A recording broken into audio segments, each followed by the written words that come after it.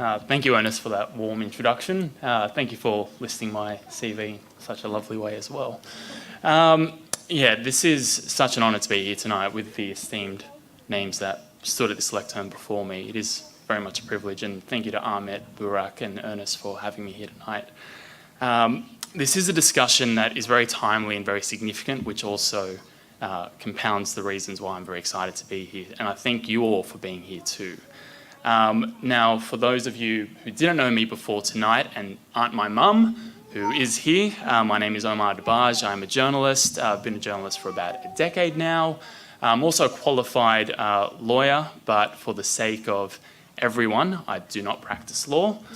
I've been with SBS World News for about 3 years now, and as Ernest mentioned, I'm very fortunate enough to cover a range of local and international stories, sharing stories of people, of institutions, of major news as well that affect us in very different ways.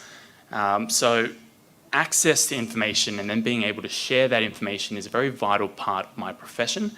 But as our political, social and technological landscapes undertaking a radical transformation, the ways which societies and, whether that's heads of state to the general public, attempt to influence change is also changing as well. Social media has revolutionised how we absorb news and information as well as what we do with it. In this Me Too era that we now find ourselves in, change has become the only constant. But with it poses new challenges, whether that's ascertaining what the truth truly is, that's as we become convoluted in this so-called fake news era, or claims of fake news. People who are living under oppressive regimes are also struggling to have a voice and now at times being able to find it. Communities and individuals need to have an outlet or means to publicly support or oppose issues that affect them or challenge their institutions and governments.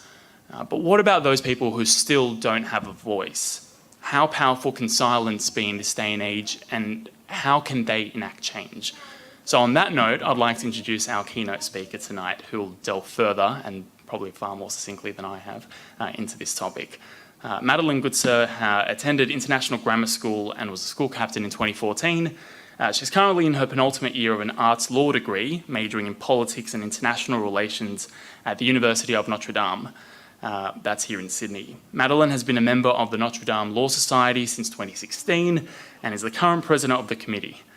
She's also an active member of the Australian Law Students Association and is currently the Education Officer for Higher Education. Madeleine is an active participant in team sports, a competitive netballer, and a fierce supporter of the Sydney Swans. Don't judge her too harshly for that. Tonight, Madeleine will be talking about the power of silence in creating social change. Please welcome me in joining Madeleine on stage.